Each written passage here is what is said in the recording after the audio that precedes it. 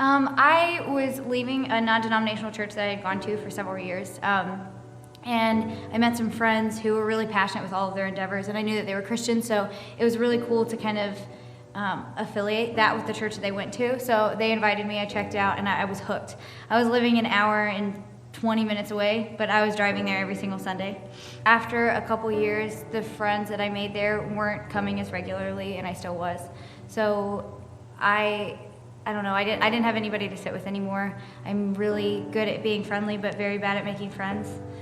So I ended up just kind of sitting in the back by myself. And I just got used to that. I got used to being the last person that came in and then the first person that left. And I got to the point about 9 months ago where I was ready to just leave 514 because I didn't feel connected at all. And it was kind of, in retrospect, a selfish thing where, I wasn't making any effort at all, but I was upset that I didn't have friends, that I didn't feel connected, and that I didn't feel like a part of it or anything.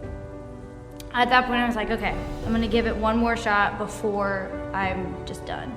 So I started serving with kids, which is awesome because I love kids. And that was really important to me because since I do have such a hard time connecting with people, especially adults, it was great to feel like a part of something at church. That was a really big first step for me.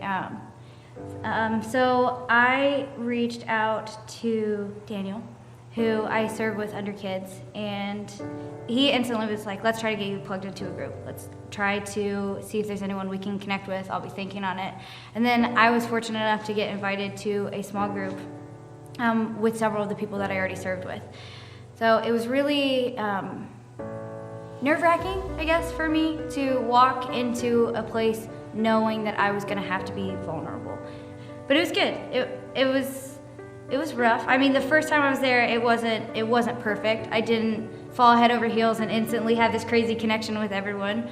But I went back, and the more I went back, the more I started talking to people, and the more, I was opening up, and I felt like an active part of something. And when Joel was talking about, having people that you have like a community with, I realized that I was sitting with my small group, and they had saved me a seat, and that was a really strange thing for me, because for going to church for a little over 5 years now, the same church, and spending most of that time sitting by myself, and then within a few weeks of getting plugged into a small group, I had a community. I felt connected with people. I felt not alone.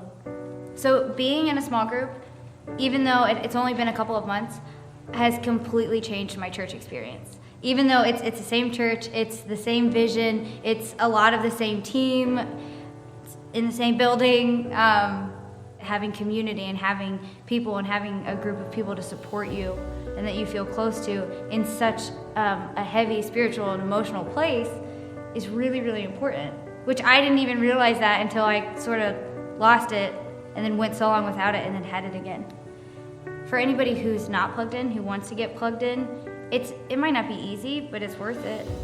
Sometimes the right thing to do and the healthy thing to do and the good decision isn't the easy one to make.